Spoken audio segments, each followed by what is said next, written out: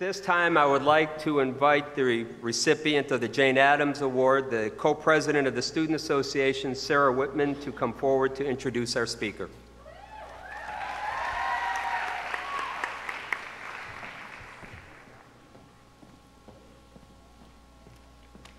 Good afternoon. I am honored to introduce to you our 2012 Graduate College of Social Work Commencement speaker, U.S. House of Representative member Luis Gutierrez. Congressman Gutierrez, representing Chicago, Illinois, embodies social work values in our nation.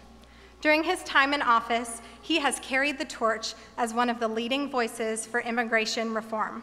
He has led the fight to expand citizenship, education, and English language proficiency programs for newly arrived immigrants, helped guide the DREAM Act to passage in the House of Representatives, and has been appointed chair of the Congressional Hispanic Caucus Immigration Task Force. His tireless leadership championing the causes of the Latino and immigrant communities has earned him widespread acclaim throughout the country. During his time in office, Congressman Gutierrez has also been an advocate for veterans, including securing veterans' health research funding, such as funding for prosthetics programs and counsel and treatment for veterans for sexual trauma. Representative Gutierrez is truly committed to social justice and the empowerment of those who fight for their voices to be heard. We are honored to have him here with us today. Please join me in welcoming Congressman Luis Gutierrez.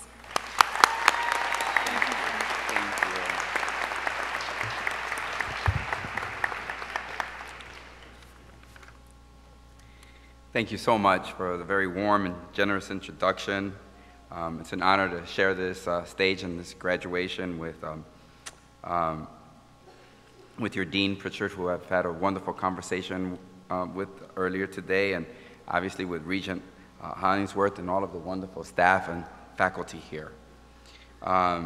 Graduates, faculty, family, and friends of the University of Houston Graduate College of Social Work, I want to thank you for the very kind invitation to speak to you today. I congratulate you on your success, your commitment, and your achievement. You have so much time and energy and dedication invested in this day. And you've invested even more than that, and I'm sure some parents can attest.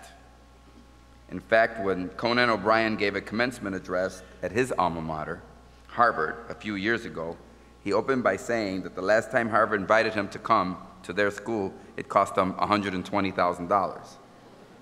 So it is always a little suspicious whenever Harvard invites him anywhere. What I'm trying to say is that this is a really big day for you. You've earned it. And then there's me. What have I done? I got on a plane. I wrote a speech before I got on a plane.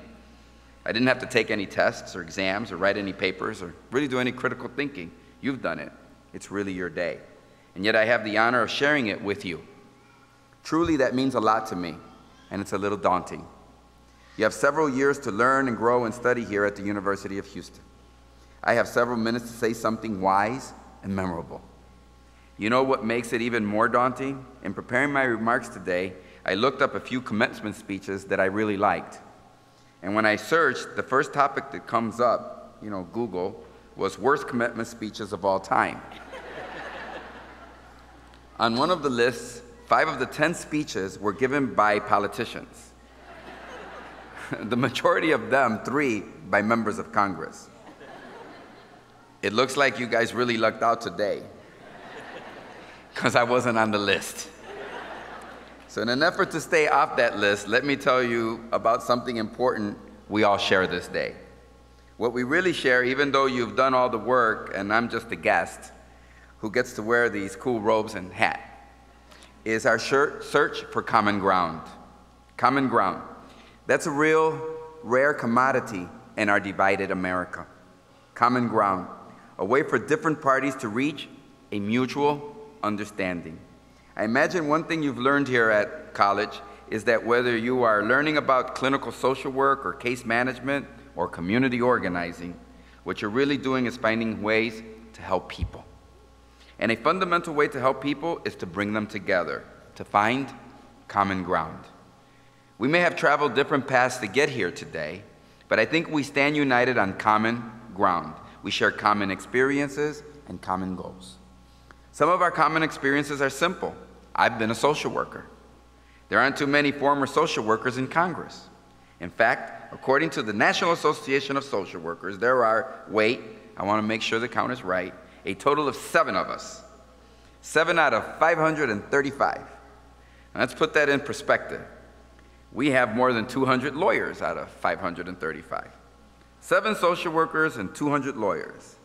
That fact says something about our nation. It says to me that if you wake up in Washington, D.C. one morning and you want to sue somebody, you're probably in the right place. But if you wake up in Washington, D.C. one morning and you want to help somebody, well, that can be a little trickier. I guess I have to get on a plane and fly here to Houston. 7 social workers, 200 lawyers. It tells me that our search for common ground has a way to go. Serving in Congress right now, we have more than 200 members who list their background as business. We have more engineers and ranchers than anything else.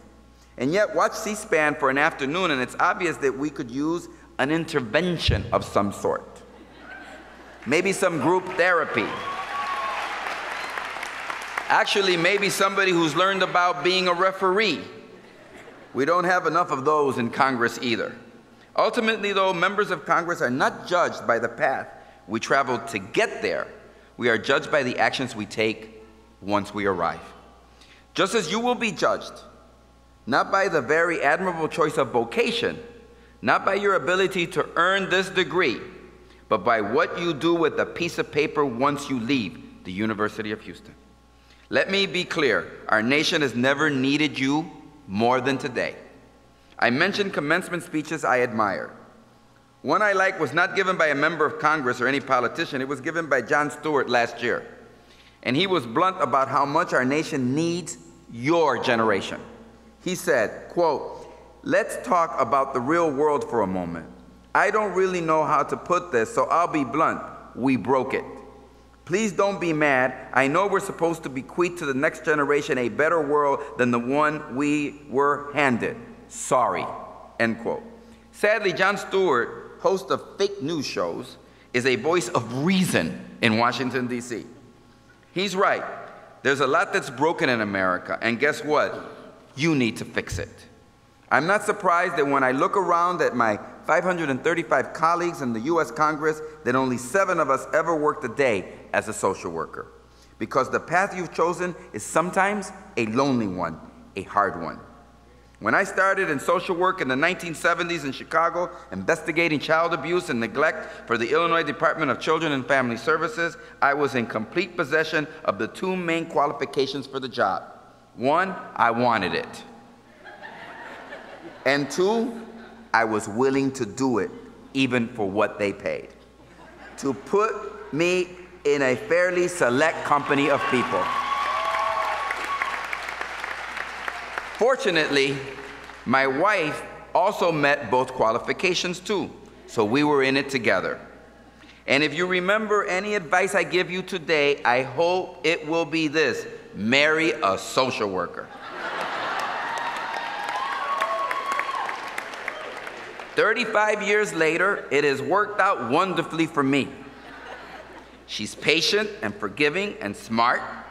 I can't recommend it enough. I can wait a minute if you would like to look around the room and make your choice before I finish my remarks. Just like all of you, for my wife Zoraida and I, it wasn't the wealth and the fame that attracted me to social work. It wasn't the limos and the glamour and the magazine covers. It was something much more fundamental. I thought the work was important. Knowing that it would never be the money that would be my real reward for choosing this job wasn't a deterrent. It was an attraction. Now, maybe it helped that I had always been poor. But what attracted me to social work and ultimately to public service was knowing that my currency would be something other than money. It would be a sense of making a small difference every day. It would be a payment.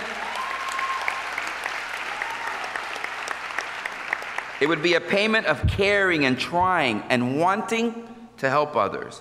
But in Chicago in the 1970s, just like in places all over America today, the need for people who would dedicate their time and energy to social services and social work vastly outstripped the number of people who wanted to do it, who were willing to do it.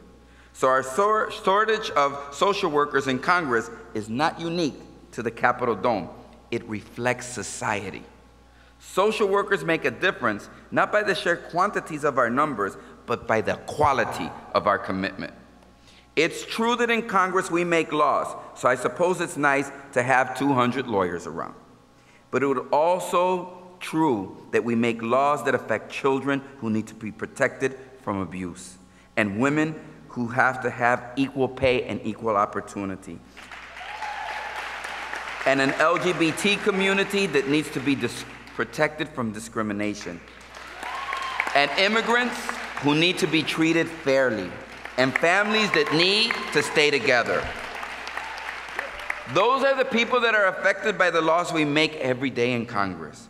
So it might be nice that we are swimming in lawyers to help us write those laws, but it would be even nicer to have 200 and so social workers who could tell us how those laws will affect children and women and gays and immigrants and families. It would be even nicer to have 200 social workers. Hell, let's start small. I'll take 100 to tell us about the real needs and challenges facing American families today.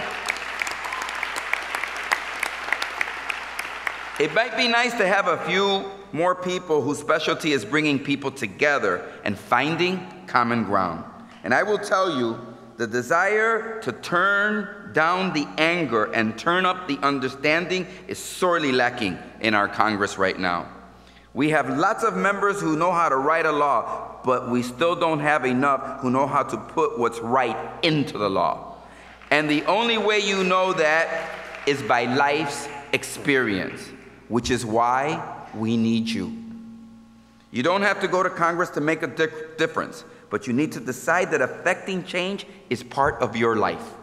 You need to help to build better communities, better families, and better individuals. Those of you in this room change Congress and change our laws and change our futures by standing up for the simple idea that we should all support one another, that we should all help one another, that we should understand and care about one another's challenges and how to meet them, that we can find common ground.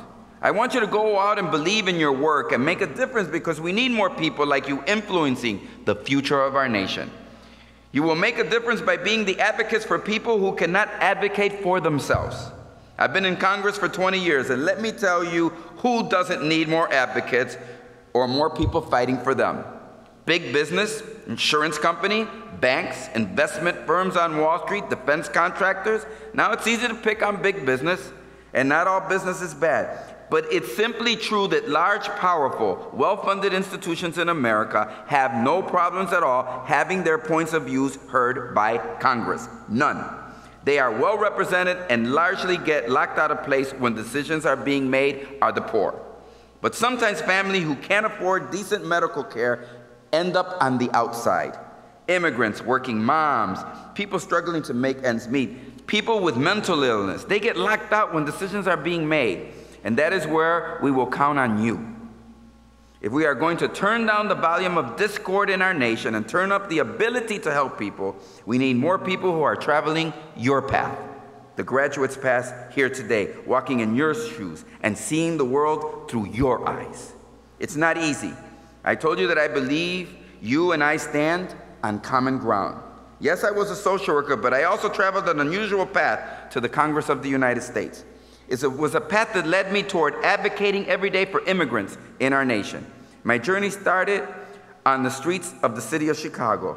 I was born in Lincoln Park neighborhood of Chicago. For those of you who know Chicago, I was born in Lincoln Park long before it was a neighborhood of $1 million condos and $3 million townhouses. It was a neighborhood of crowded apartments and Puerto Ricans that bought a chicken for 99 cents at the local bodega. It was a neighborhood of people struggling to get by, of African Americans, of immigrants, of families just like mine. My dad